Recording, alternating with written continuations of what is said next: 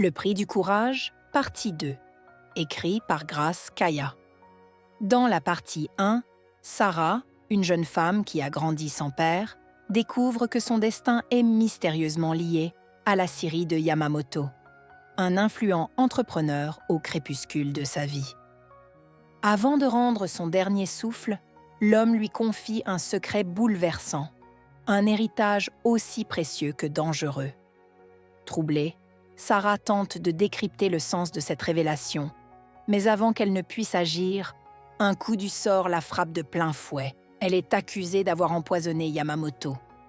Sarah balaya la foule du regard, cherchant désespérément un visage compatissant, une main tendue, une voix qui s'élèverait pour la défendre. Mais elle ne vit que des yeux fuyants, des expressions fermées, du mépris, du doute. « Je suis innocente !» cria-t-elle en se débattant.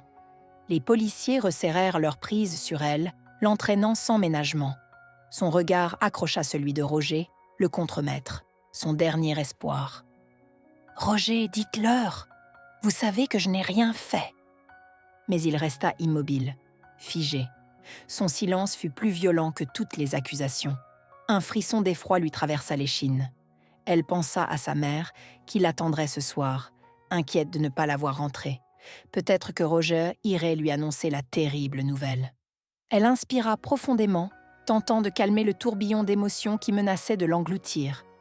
Ses poignets lui faisaient mal. Elle baissa les yeux. Les menottes brillaient sous la lumière crue. Elle était à l'arrière d'une voiture de police, prisonnière. Le trajet fut flou, bercé par le bourdonnement du moteur et le chaos de ses pensées. À son arrivée au commissariat, on l'installa sur une chaise dans le hall. « Attendez ici !» lança un policier d'un ton détaché en s'éloignant, occupé à remplir des documents. Sarah leva les yeux vers la fenêtre. Le soleil déclinait lentement, teintant le ciel d'orange et d'or. Un spectacle magnifique, ironique, en ce jour où son monde s'effondrait. Elle ferma les yeux. Les paroles de Yamamoto refirent surface, s'entrelacèrent dans son esprit en un murmure énigmatique. Pourquoi l'avait-il choisi ? Avait-il su ce qui allait arriver ? Un léger tapotement sur son épaule l'attira brusquement de ses pensées. Elle ouvrit les yeux et découvrit Roger, debout devant elle. Son visage était marqué d'une tristesse qu'elle ne lui connaissait pas. Sans un mot, elle éclata en sanglots. « Roger, ils vont m'enfermer. Et ma mère, que va-t-elle devenir sans moi ? Je ne te laisserai pas tomber, Sarah. » Sa voix se voulait rassurante, mais quelque chose en lui trahissait un profond malaise. Sarah essuya ses larmes, cherchant une vérité dans son regard. « Ils vont me jeter en prison, pas vrai ?» Roger ne répondit pas. Il détourna simplement les yeux. Ce silence était plus cruel que n'importe quelle confirmation. Il inspira profondément avant d'ajouter, d'une voix plus basse, « Il y a peut-être un moyen de t'aider, mais pour ça, tu dois me dire la vérité. » « Quelle vérité ?» s'exclama-t-elle, désemparée. « Je t'ai déjà tout dit. » « Non, Sarah. Ce que Yamamoto t'a dit avant de mourir. Dis-moi exactement ce qu'il t'a confié. » Sarah tressaillit. Pourquoi insistait-il autant ? Il voulait que je sois témoin de ses derniers instants. Il a dit qu'une maison divisée ne pourra jamais subsister. C'est tout. Roger la scruta longuement, puis hocha lentement la tête, comme s'il vérifiait quelque chose. Oui. Je voulais être sûre qu'il ne te l'avait pas dit lui-même. Un silence pesant s'installa. « Roger, de quoi tu parles ?» Il s'accroupit devant elle, cherchant ses mots. « Sarah, il y a une raison pour laquelle on t'a invitée à cette réunion. Une raison bien plus profonde que tu ne l'imagines. » Un frisson remonta le long de sa colonne vertébrale. « Tu es la fille aînée de Yamamoto. » Sarah cligna des yeux, incapable de traiter ce qu'elle venait d'entendre. « Quoi ?» murmura-t-elle. Il l'a découvert trop tard. Il menait son enquête. Mais la maladie l'a emporté avant qu'il ne puisse te le dire. Sarah sentit une étrange torpeur s'emparer d'elle. Elle secoua la tête, incrédule. « Sarah, ta mère n'est pas ta mère biologique. » Le cœur de la jeune femme manqua un battement. « Tu mens !» cria Sarah. L'émotion dans sa voix était sincère. Ta véritable mère est morte en te donnant naissance. » Sarah eut l'impression que le monde basculait autour d'elle. « On t'a confiée à la femme qui t'a élevée. Elle ne savait rien de ton véritable père. Yamamoto n'a compris la vérité que bien trop tard. Et maintenant, c'est toi qu'on accuse de son meurtre. » Sarah resta immobile. Tout son univers venait de s'effondrer. Toute ma vie n'a été qu'un tissu de mensonges. Sarah sentit un vertige l'envahir. Son souffle était court, son corps tremblait. Ma mère n'est même pas ma vraie mère. Sa voix se brisa. Je veux l'entendre de sa propre bouche.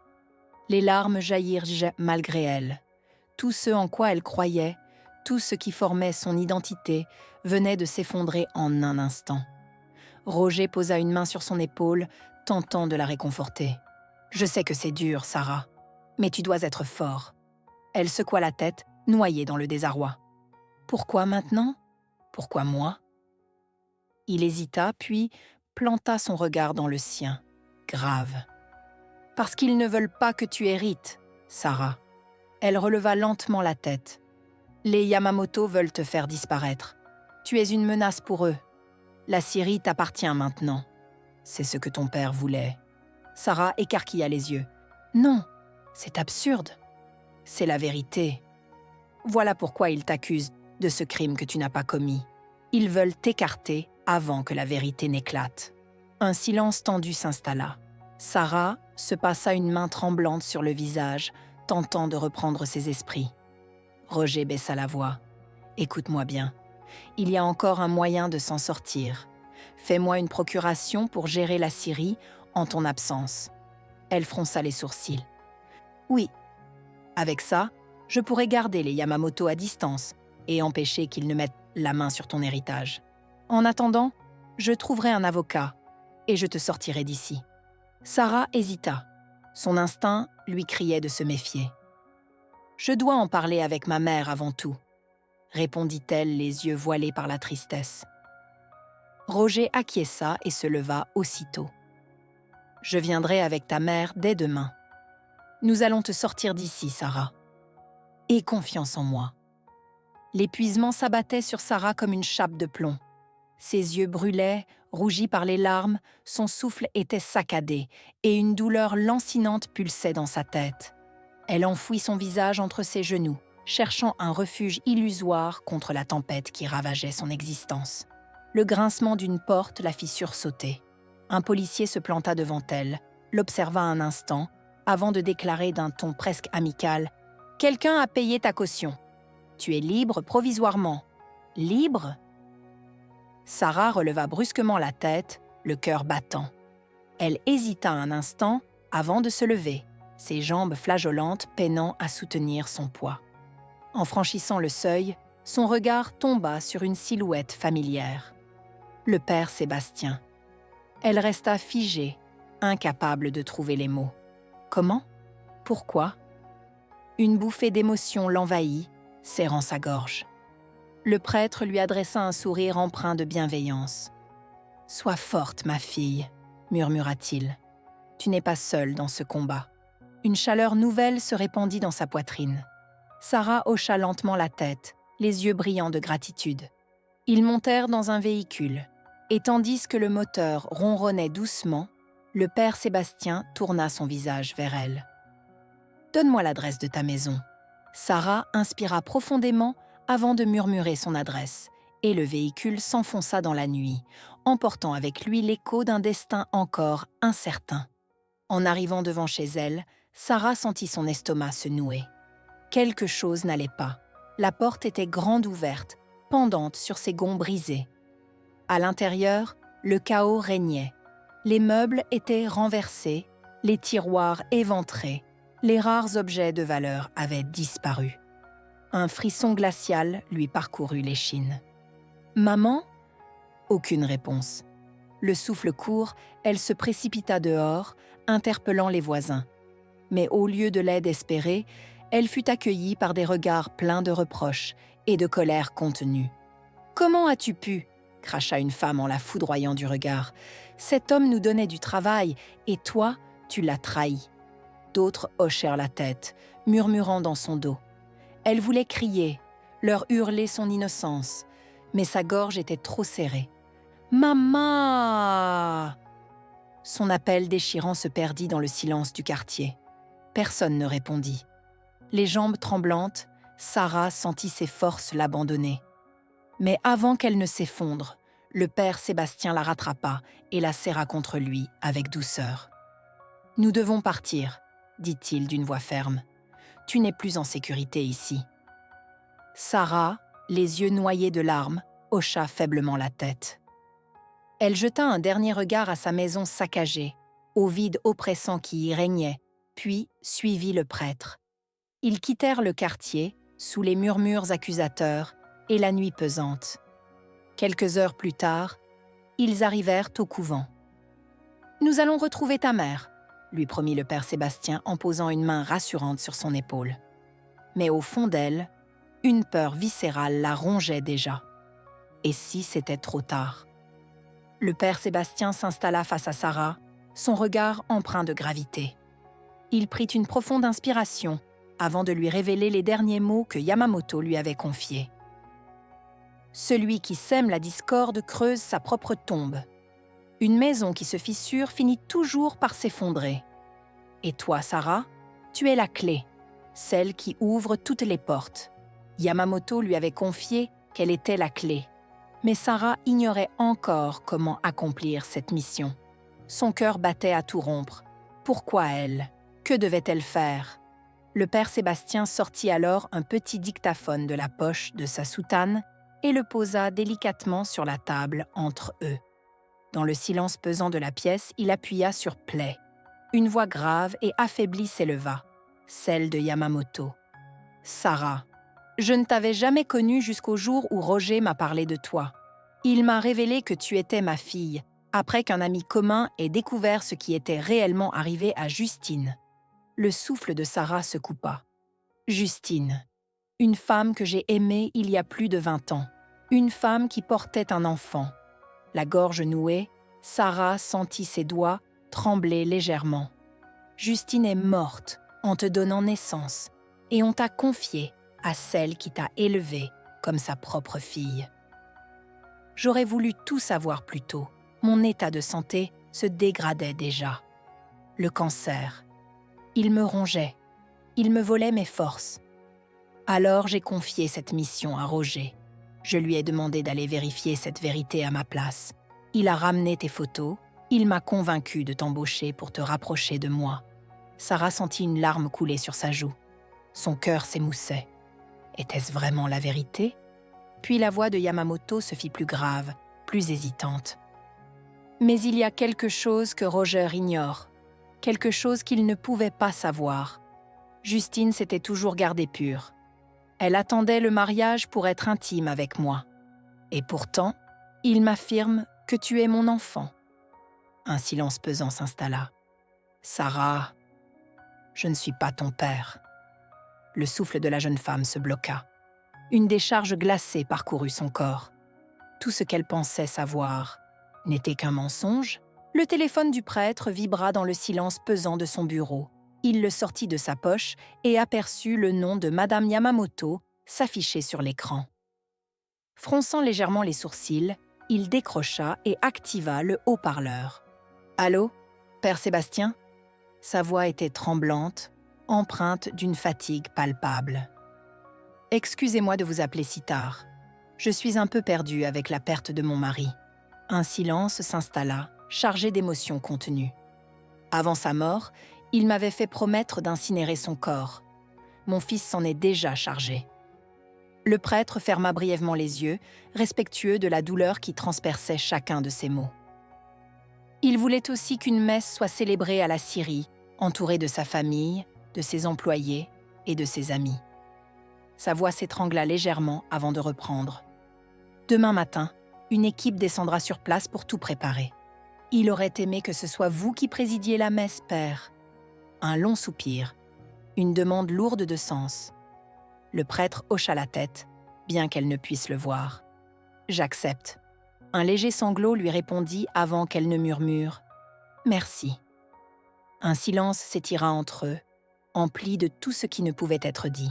Enfin, le prêtre laissa glisser un petit objet entre ses doigts et le tendit vers elle.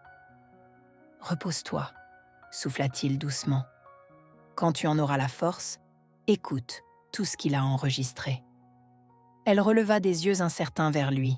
« Et surtout, n'oublie pas. » Sa voix devint presque un murmure, solennel, inébranlable. « C'est toi, la clé, Sarah. » Toute la nuit, Sarah écouta en boucle chaque mot du dictaphone, incapable de trouver le sommeil.